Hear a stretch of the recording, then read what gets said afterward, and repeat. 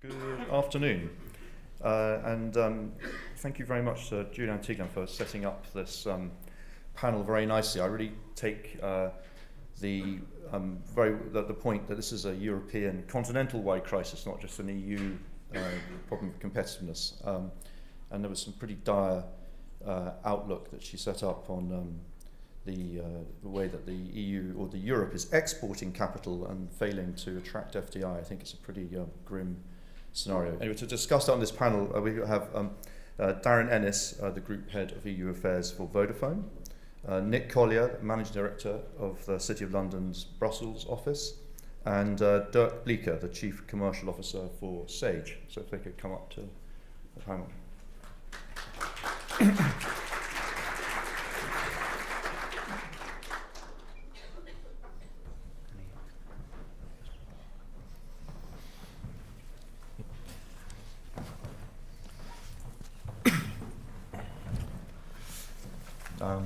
Right. Thank you. Well, as Nick Thomas Simmons said earlier, one of the ways in which this is a well-timed discussion is that this just comes just a few days after, on the same day, both Rachel Reeves set out a growth agenda for the UK and the European Commission published its competitiveness compass.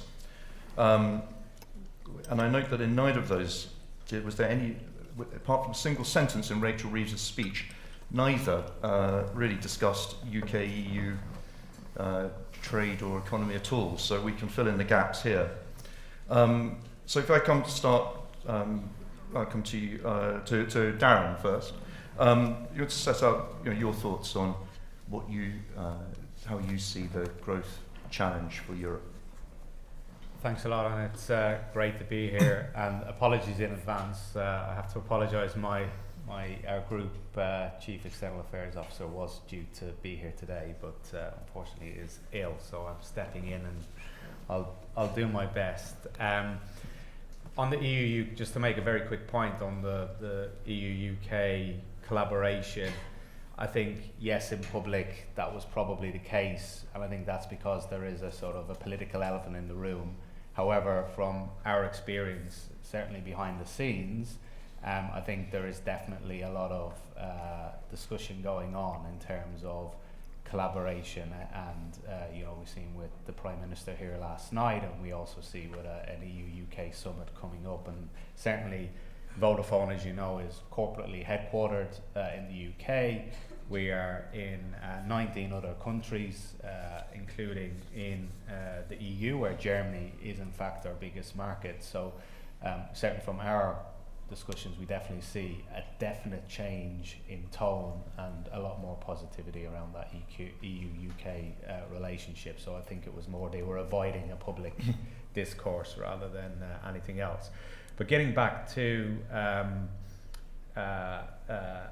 the question in hand, and in terms of European competitiveness, not just UK and not just the EU, I think today is an example of we need to reframe that it needs to be European competitiveness, particularly given the challenges that Julie outlined earlier on. From a Vodafone perspective, we believe there are three ingredients to Europe's economic success: modernisation of our competition rules, re-regulation of the single market, or in brackets, further modernisation, and achieving continental scale.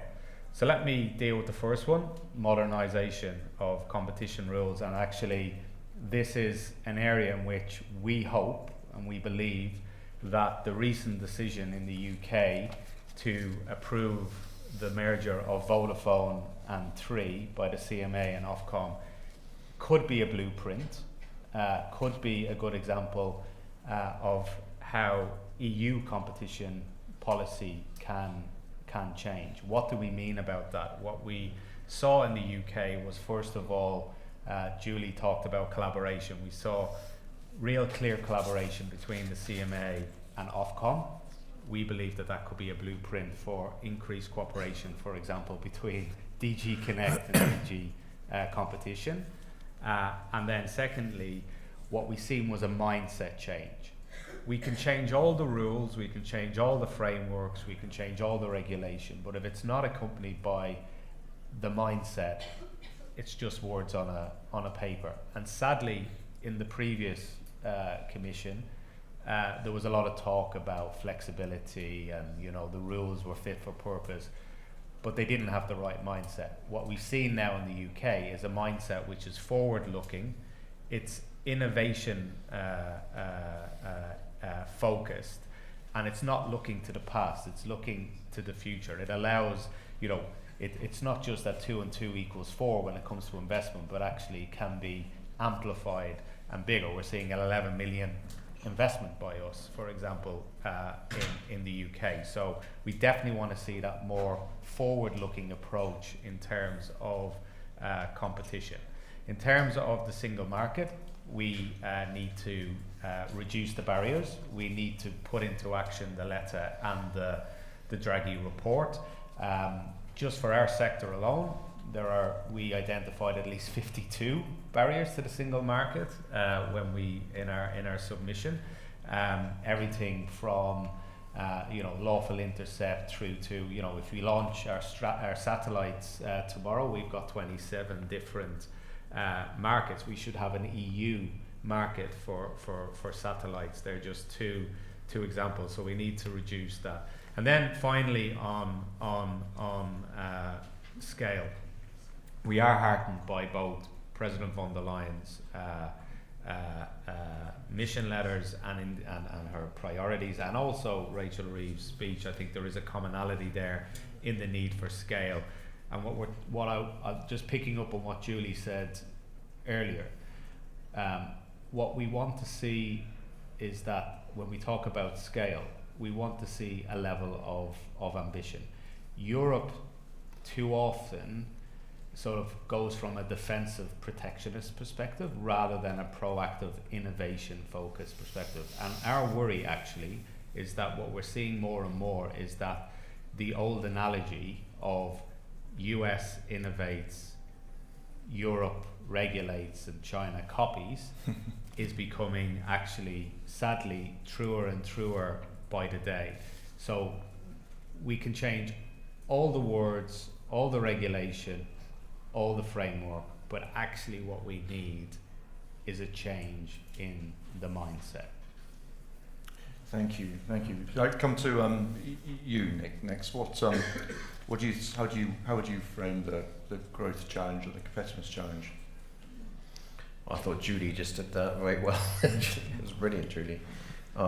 So I too reread the Competitive Compass and Rachel Reeves' speech, and I agree. It is striking in a way how little reference there is to sort of cross-border cooperation on the EU side, more in Rachel Reeves, to be fair.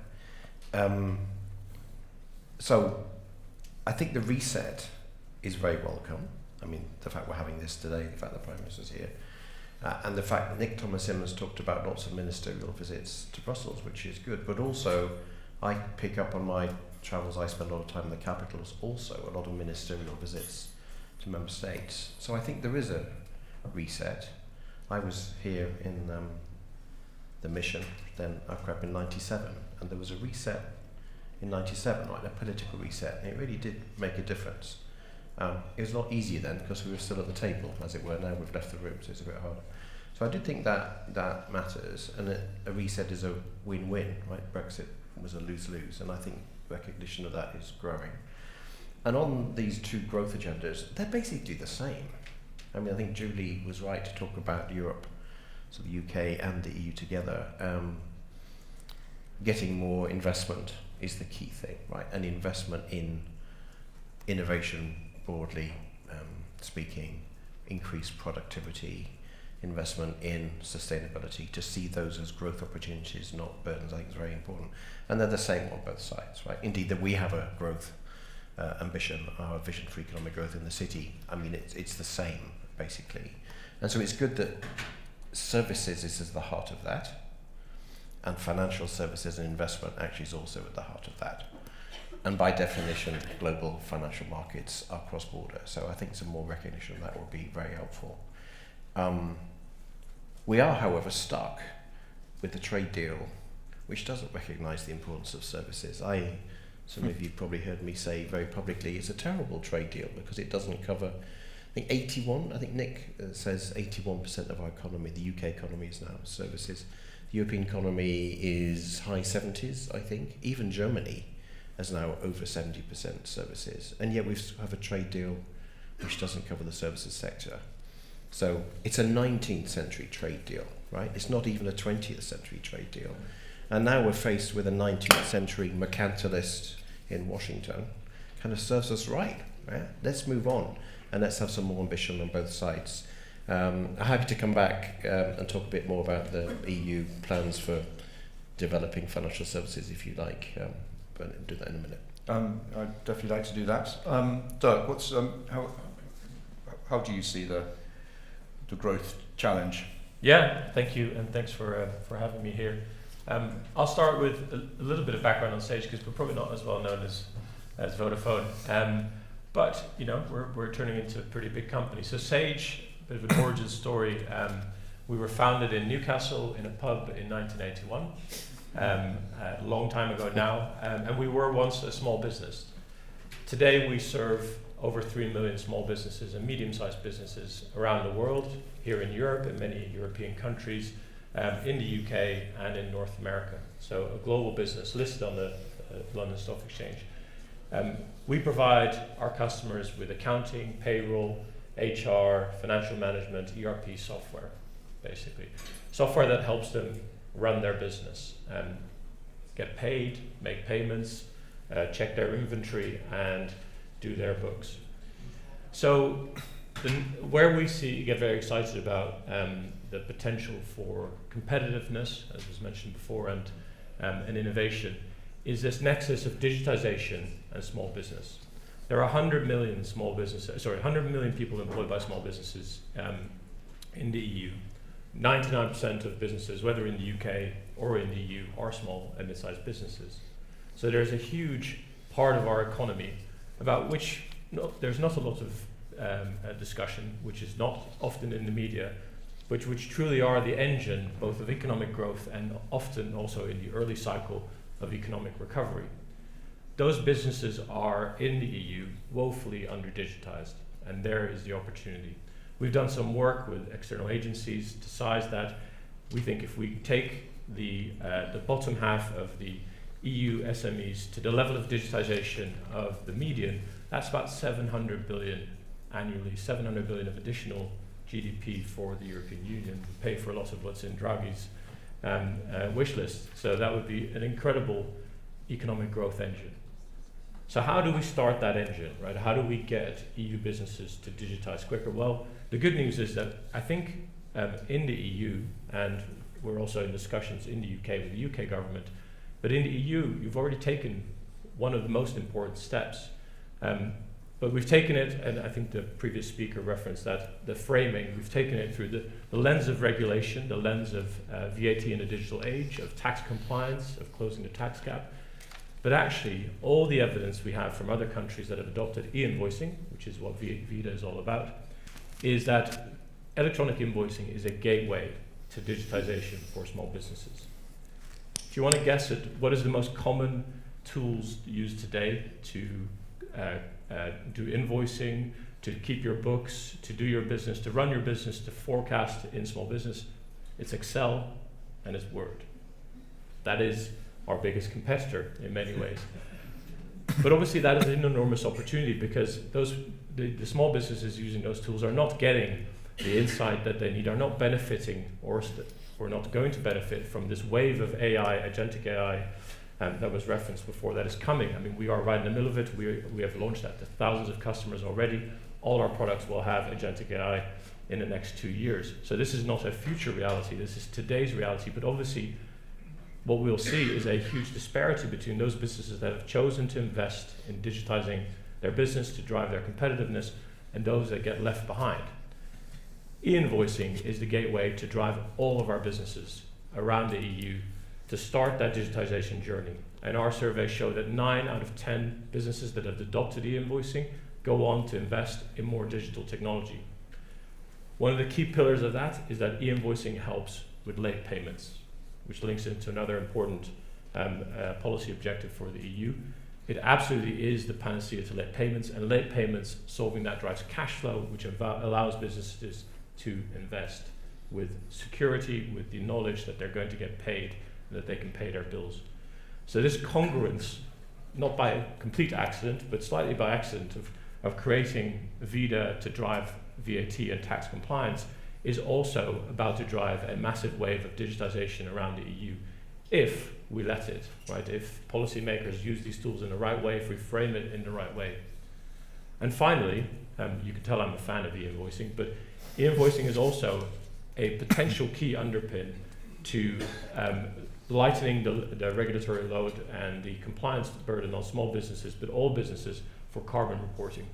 Because all you need to do is add the right codes to e-invoices, and you'd be able to track who's buying who, what their carbon footprint is, and do all the math to get you to accurate carbon calculations. Now again, that takes a bit of policy drive. It takes the EU institutions and eventually the UK government to link these different things together, right, rather than running these programs in silos. So that's an exciting opportunity. 800 billion is, there's not a lot of 800 billion pots of money around the EU. And I'm hoping that by turning up here often enough and talking to you all about the importance of this, that we really deliver this as the EU and hopefully also with the UK government. Thank you, Doug. Just picking up on some of the points you've all made. I mean, coming back to you, Nick. You and I both read the Reeves and the Compass we've discussed in the last couple of days. What struck me reading both of those was how familiar they both were. Both Reeves's speech and the Compass felt like documents that you could have read. It could have been issued at any time in the last 15 years. I'm just thinking of the EU Compass in particular. Some of the initiatives around single capital markets union, energy union. These, even the 28th legal regime, which has sort of reappeared, which every decade seems to come back again. What gives you confidence that this time that these initiatives could actually be delivered? Well, not a lot of confidence, to be honest with you. We actually held an event here in Brussels last week called 10 Years On from CMU. You remember Lord Hill, the British Commissioner, launched CMU in 2014.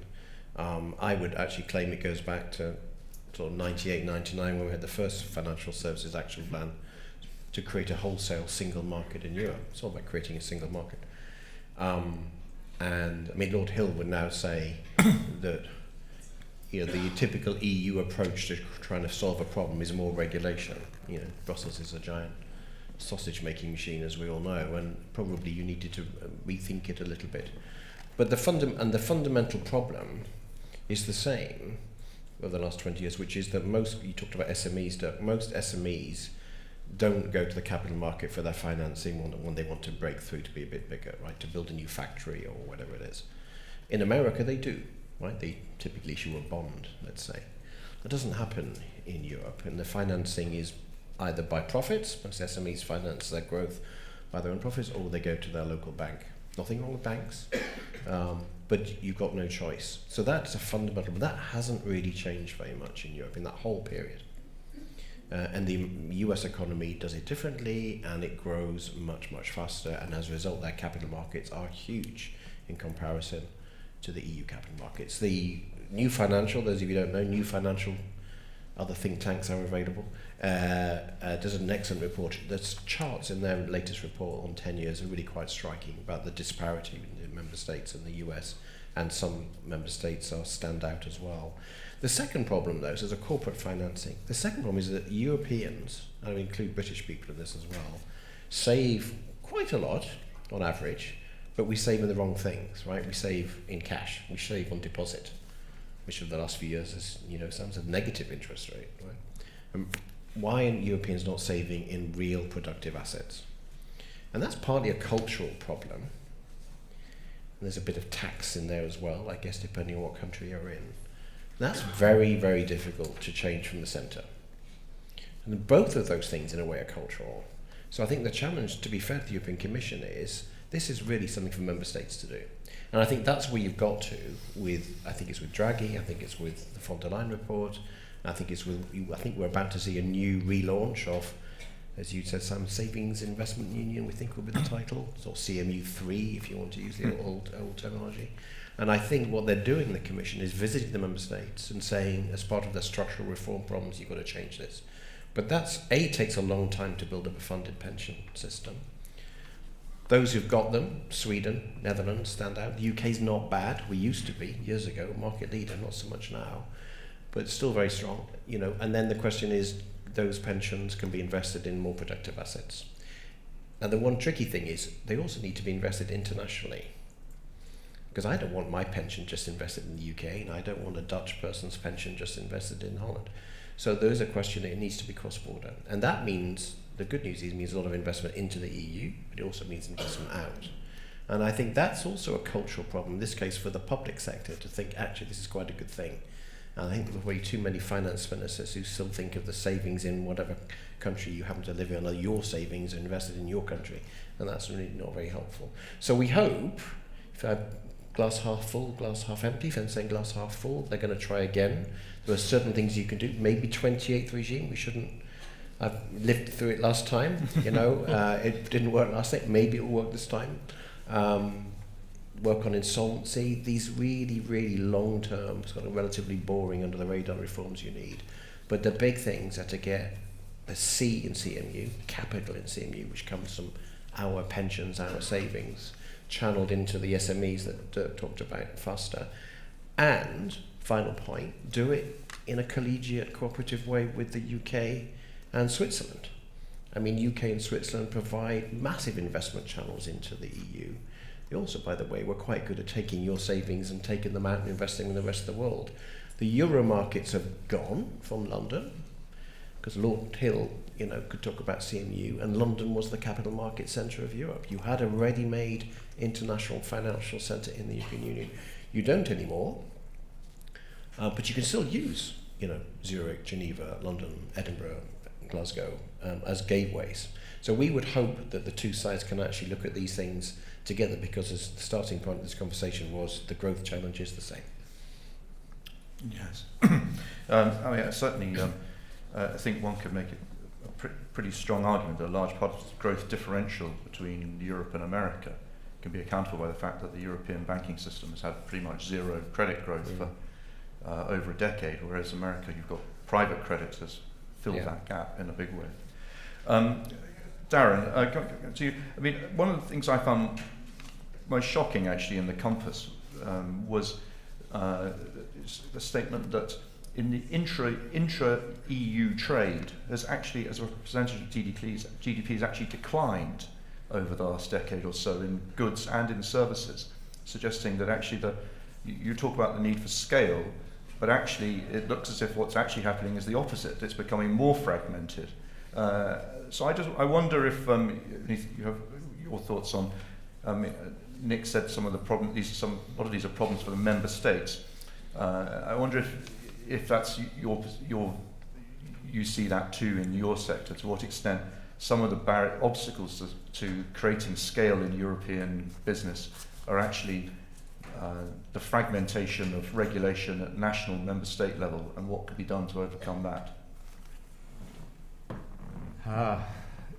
You have basically defined, I think, in a few words, the problem with the model.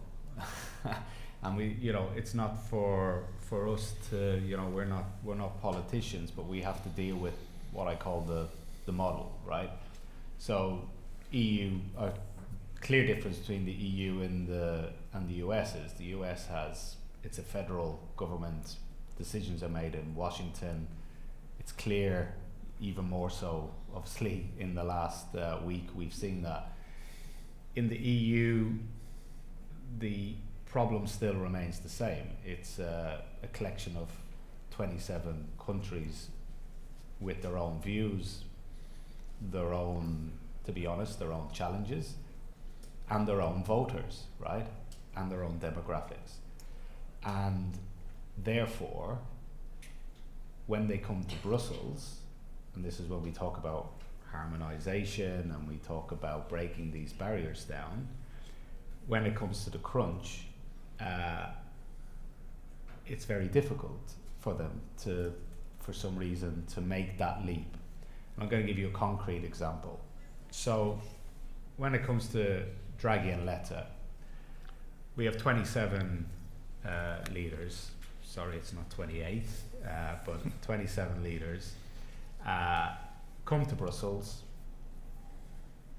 It's all about growth, prosperity, competitiveness, and we get a wonderful set of conclusions which support Draghi and Letta. That then translates across into Ursula von der Leyen and her priorities, and you know, we think, hooray, this is great. And for us as a from a telecom sector, we're even more delighted by the fact that telecoms is in the top 3 priorities to drive this growth in terms of digitalization, which both have talked about. You know, connectivity is the engine room to the digitalization. But then the week before December, telecom ministers turn up in Brussels. They have a meeting, and honestly, it's like they're on another planet, or they've not listened, or they've been somehow living in their own world where there's no problem. There's no problem with, we don't need reform of telecoms, the telecom market. We don't need to step up when it comes to digitalization. There's no issue here. There's no problem. And that's what we face, right? As businesses, this is the political disconnect between the leadership and basically the ministers and then the services. And if you're a business and you look at that, and if you're one of our investors, right, because Vodafone, we were created in fact in an Indian takeaway or Indian restaurant next door to the pub in just outside of in Newbury, outside London, and we came, and our success comes from the single market. But as you see, we have retrenched, right? We've just left Spain. We've just left. I think we're all right. Yeah. We just left. That snapped off.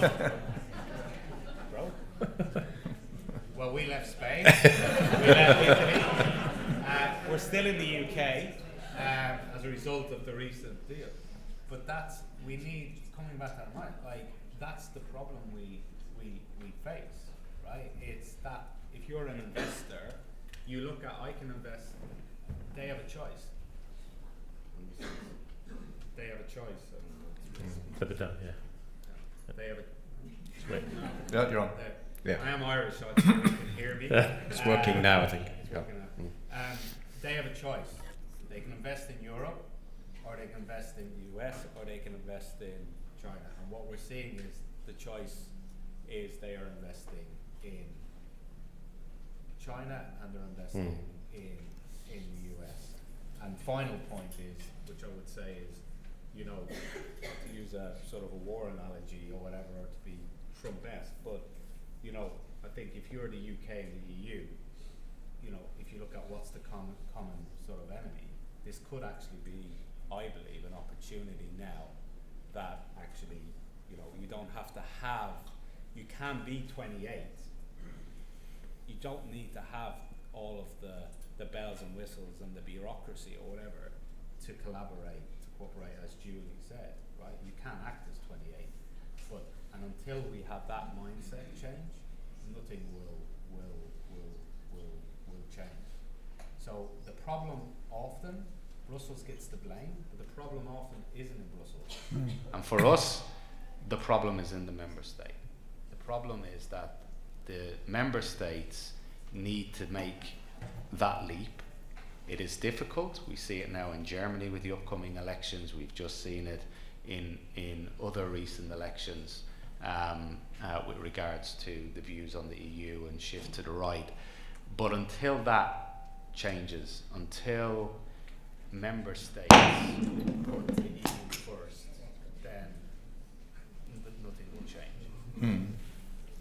Dirk, you raised the issue of silos as well in relation to digitisation. I mean, what would you like to see in terms of removing barriers to digitisation? I see that the EU, for example, has proposed I think it's called the European Business Wallet. It's a classic Brussels to try and encourage cross-border digitisation. But I suppose the key in terms of digitisation is interoperability across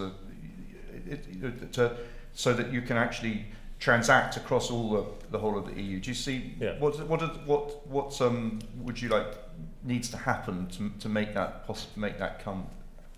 Yeah, I think the silos I was referring to is across EU departments, but I also would echo your comment that it's how it then lands in the member states that often creates that barrier to actually taking, for example, digital products and moving them cross-border.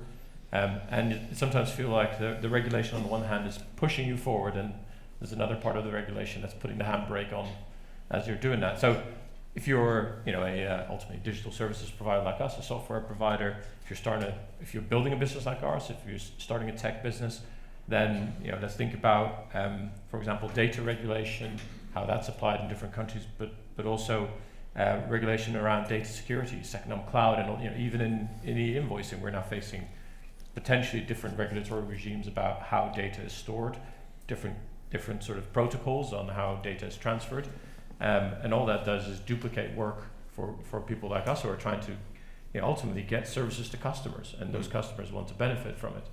So trying to scale I'll talk as an operator of a tech business. Trying to scale a tech business in Europe can therefore be challenging. I think we shouldn't overstate that.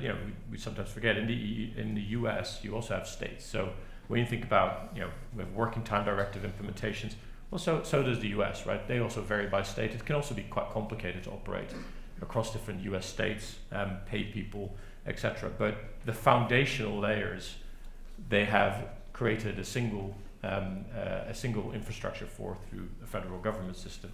Not that I'm advocating that in the EU, but I think the EU needs to get better at and the member countries identifying more of those foundational layers of the 21st century and beyond that that need to be common, that maybe didn't seem so important when the EU was founded, but are truly foundational to how society operates today, and that those powers need to be more embedded than in a single European Union, and then together with the UK aligned. That would really, I think, drive a lot of business and allow this problem we have in tech is always about getting beyond the startup to a scale-up phase, right? So that's partly financing, but it is also, if your addressable market is either just France or Germany or Spain, in the end you lose to somebody whose addressable market starts with the United States of America. So we need to make that addressable market the European Union from the start. So if we think everything from that perspective, that I think is the key to unlocking more productivity, more digital growth, and also for SMEs to be able to really sell their services across borders. I'd like to throw it open to questions if anybody from the audience would like. Yes, have we got a mic? Yes, we have got a microphone. Yes, why not do that? I can hear you. We're supposed to be able to throw our voices in great distances. I would like to know why I can't have Vodafone here in Belgium. I'm stuck with the choice between Orange, which is fairly bad, and the horrible Proximus, which has a virtual monopoly in this country. And anybody that lives here, as I do, will probably agree with that. Now, I would be very happy to have Vodafone. Why can't I? Well, actually, we used to own quite a lot of Proximus when I think it worked.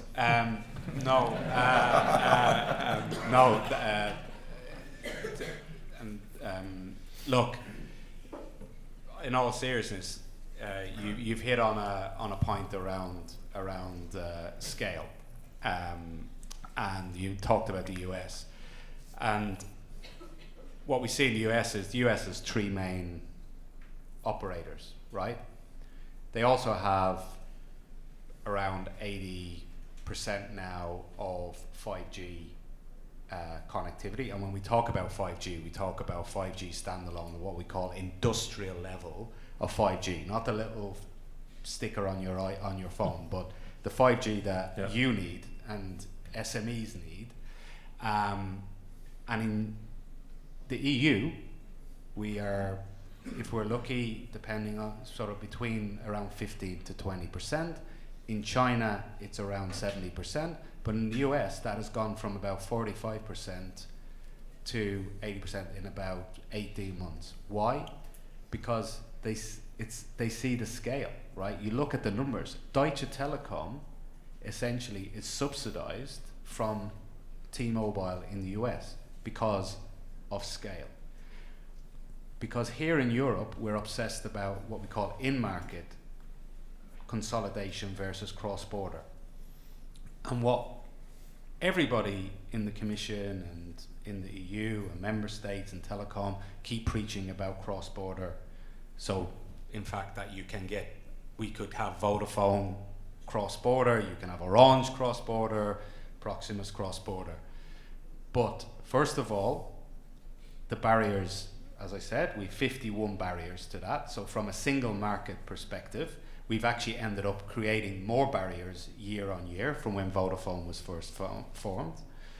But secondly, the scale, the market structure within each member state doesn't create scale to create national champions, right? So the choice that is being made is, it's not just, price is important, but we have an attitude here that it is all about price and not about quality of service, coverage. So you talk about not leaving anyone behind. We have that motto, right? So investing, for example, last week, we made the very first direct to mobile device call via satellite. Why is that important? Satellite isn't the Elon Musk version of satellite that it revolves. No, satellite is an overlay of existing technology that you need. You need the existing 5G, you need the rollout. But what it does allow you to do is that in areas such as in the remote parts of Scotland or Cumbria or in the remote parts of Italy or Spain, we can give coverage, but without having to dig up roads and whatever else. So we get, again, the return on investment. But that requires money and scale. And the problem again, so ultimately we still come back to, we have 27 ministers who think about their own local market first. They're only interested in their own local market, and they're not thinking about the bigger picture like Letta and Draghi, which is, imagine if you could have 27 national champions who could become a European champion, who could become a global champion. So we still come back to that mindset approach. So that's the reason why you can't have not just us, but we are never going to reach that pan-European aspiration for our sector unless we solve the in-market consolidation first. It's interesting. Yes, over here.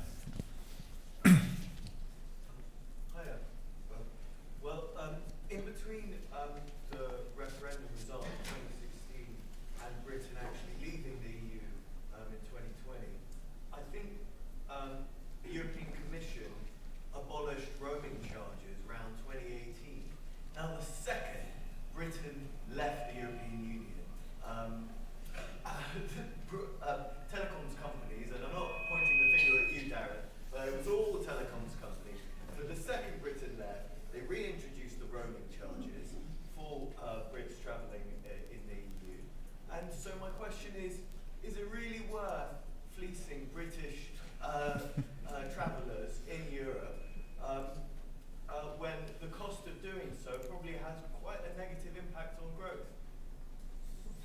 Well, maybe, just throwing it out there, maybe a priority from the EU-UK summit could be that Britain rejoins the roaming union and maybe there's an agreement on the roaming regulation, that can be done. It's not that difficult. But just to clarify, it's not as simple as you lay out, because we all have different packages. We've all got different roaming. It's the evolution of the market. It's the evolution of the packages.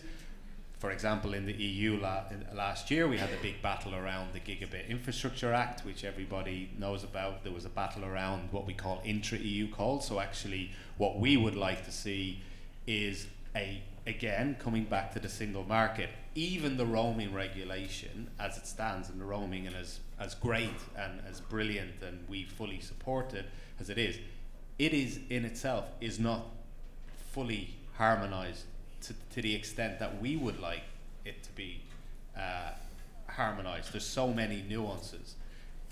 And the one that you talk about, the UK, that's more of it's, to be frank, it's a nuance rather than actually can it happen. Because actually it depends really in the UK what package you yourself have. But there, for me, for example, and actually we need to be thinking about global roaming, how do we, if your company or your companies, they go beyond the UK, but they work beyond European Union borders.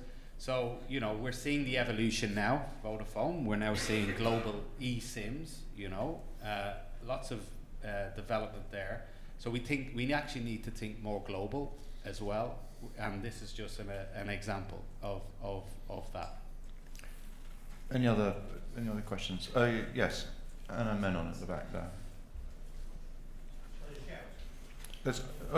No, yes, I think. No, here comes a microphone. Yeah. I've got a comment and a question. I mean, the comment is that all the talk about Draghi and Letta just give me horrible flashbacks to the debate we had about the Lisbon agenda. And it was exactly the same dynamic. Everyone talking a good game, member states not doing anything but blaming the Commission because it was a European initiative. And I just wonder whether you have any thoughts on how to avoid repeating the mistakes of the past. And the question, that was a question as it turns out, so I've got two questions. The question is, we've heard a lot about investment, a little bit about skills, but actually nothing at all about what I think is the fundamental issue when it comes to growth in Europe, which is demographics. We've got an aging population, declining fertility, which means not only that we struggle to generate economic growth, but more taxes are required to keep older people well. And I just wondered, from the perspective of business, what you think the solution is. Is it to increase immigration significantly with the political blowback that will necessarily imply, or is it something else? There's a challenge. Nick? Well, we never answer that question, and it's far too dangerous. But I mean, on mobility, we get asked a lot in the city about mobility, and the city depends on access to skills and talent, right? And new, fresh talent and skills coming in. All the technology, the kids from Lithuania with fintech stuff like that. We want them to come. And the city is hugely international. I mean, it's like 30% of the workforce is European. But at the moment, we don't have a problem with access to talent because, of course, we tend to pay quite well, right? So if you like a very selfish bubble, it's kind of okay. I mean, you've seen a big change. My colleagues are now, mostly Australian, right? Because they came in on a youth mobility visa from Australia, whereas they used to come in from Germany. So we see a slight change. So youth mobility, I think, is very important, and I think industry needs to think really long and hard about what we say, I guess, to our government, is your question really, about mobility. But I mean, in a narrow sense, that's okay. But demographics, absolutely. I mean, my asset management stakeholders would see that, would agree with you. I think that's probably the single biggest challenge in Europe is financing aging populations, which most European countries are not doing very well, including, sadly, I think the UK, but we're probably better than the European average. Really, really worrying. So you've got to step up levels of savings for retirement provision. And then I think the other answer, speaking as an economist, is what Dirk was talking about. You bring you finance productivity changes, right? I mean, the answer to an aging population is your kind of Japanese answer, which is you invest in more technology, and we're not doing that very well either. I just echo that. I think again, we're not in the politics, but it's hard to conceive that a massive shift in immigration policy is going to come anytime soon. So the only way out is through innovation and technology driving productivity. Whether that in some ways the emergence of AI or AI as we now know it with LLMs and agents couldn't have come at a better time, right? Because all of a sudden, the more truly agentic AI becomes, as in it can do the work of humans more and more, the more workers we effectively have in our economy without having to have more people. So that, I'm not saying it's a panacea for all ills, but innovating our way out of problem has been a human trait from the beginning, and I think this is a problem that we'll have to innovate our way out of, which is why creating the right environment to drive that innovation in Europe is so important, because it's the only way that I think anyone could offer truly out of that demographic conundrum. Yes. Oh, yeah. Thank you. This is relating to Nick's comments right at the beginning about trade and services, and reflects on the gentleman at the back's question. And my question was, why isn't the government doing more to promote the public understanding of the mobility of people and things like equivalence and recognition of qualifications? Because then it's the flip side of the immigration, promoting the mobility people need to provide services across Europe. Why isn't the government doing more? Anyone want to pick up on that? Well, actually, I come at a different angle as well. I think it is related to harmonisation and some of the barriers there. You talk about digitalisation. So we're sitting on a number of pieces in the EU of potential regulation around the e-wallet, e-ID, whatever. And unfortunately, it's a mindset again issue, because in my country, I'm Irish, our view of ID cards versus, for example, here in Belgium are very different. When I moved to Belgium, I now see the benefit. I turn up with an ID card, I have everything on there, right? That's my mindset. I'm open, I'm happy once it's within a secure framework. For example, when it comes to mobility and skills, we all have LinkedIn profiles, right? How many of us actually, whenever you go for a job, how many times do you redo your CV? We'll stick this on, or imagine actually on your card, your training, your development. When you left school, what exams you done, when you left college, it's all there, right? And it's all equal. And that's where the digitalization actually comes in, as also digitalization equals democratization as well, right? And that's the trick. And for me, I can talk from an EU perspective, but again, you come back to the problem. You have 27 different views on an e-wallet, on an ID card, on all of these things, and that's the constant problem we come back to. You can come up with, again, coming back to Menon's point around, you can blame Brussels, but at the end of the day, Brussels has come up with some of these ideas, these great ideas that can help with solving these issues. But when it comes to agreeing them, to implementing, it's the member states that have to agree to this. The European Parliament has to agree to it. So they need to make the leap. That's where the challenge is. It can be done.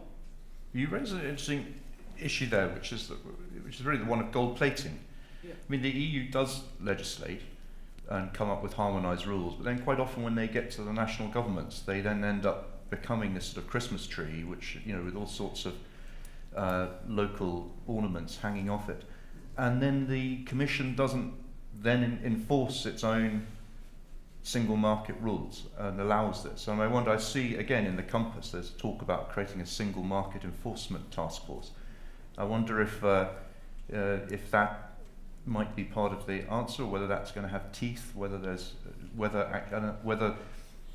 the EU can use its own institutions to actually try and deliver the harmonisation that it's legislated for but hasn't been able to actually achieve.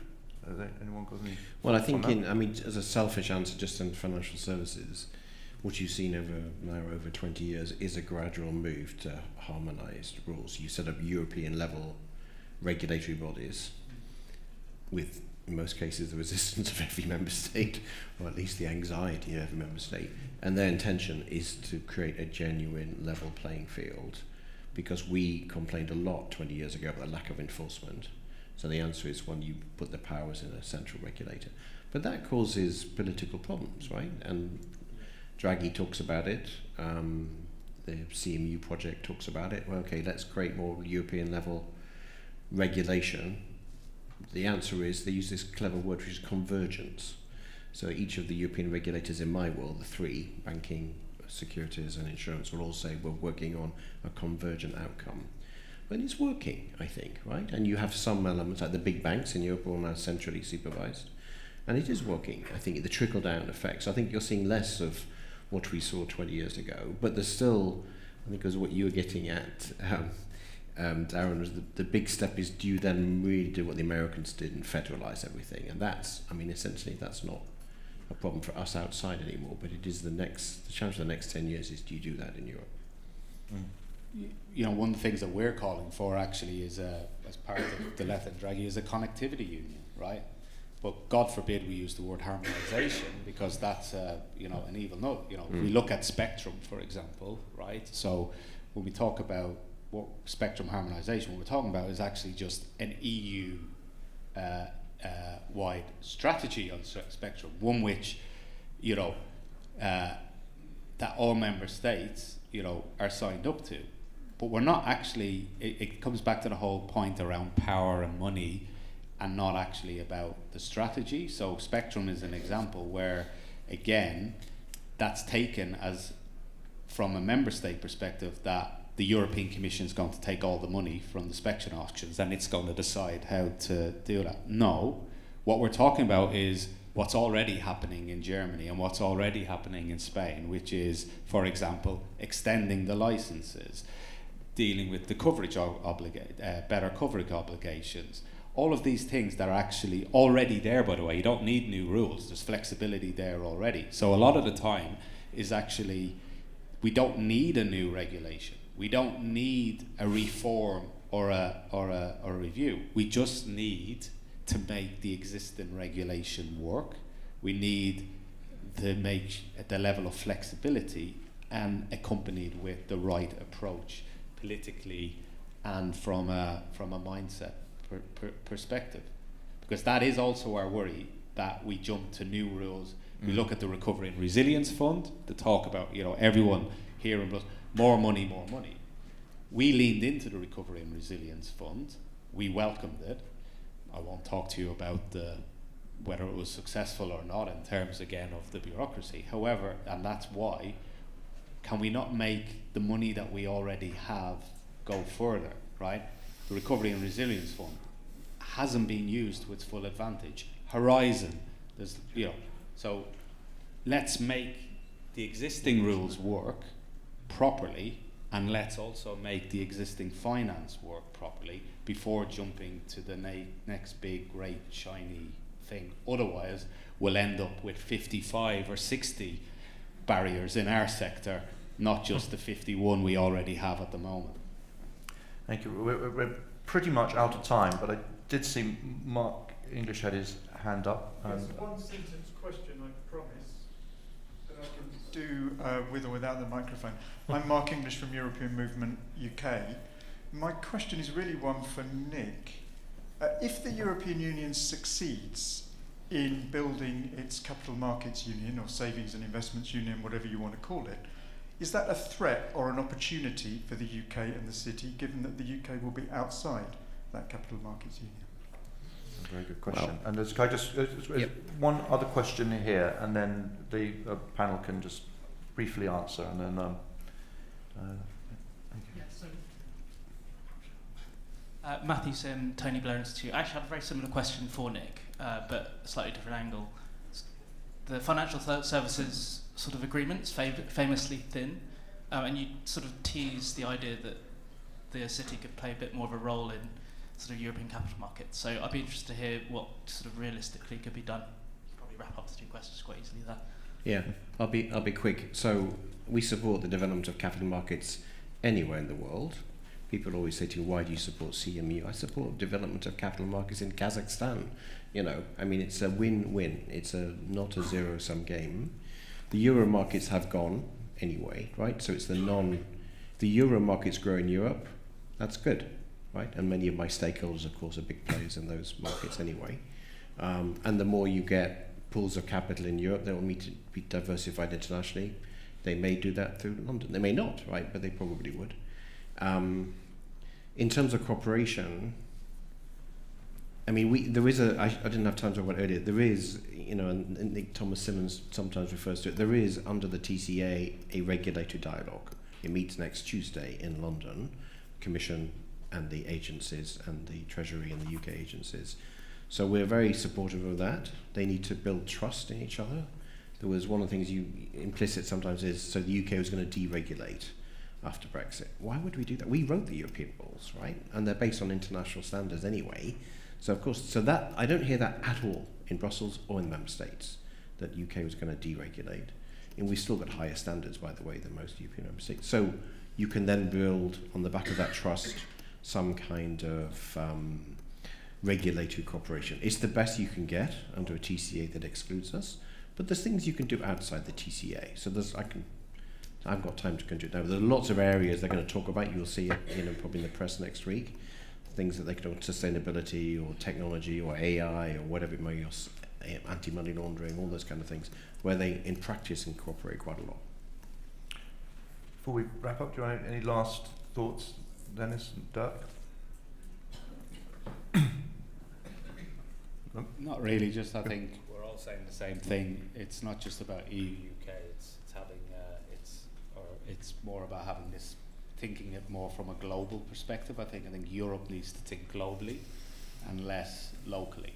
I think that's kind of certainly our message from Vodafone, given that we operate in Europe, Africa and the US, we need a change in that mindset. Dirk, last word to you.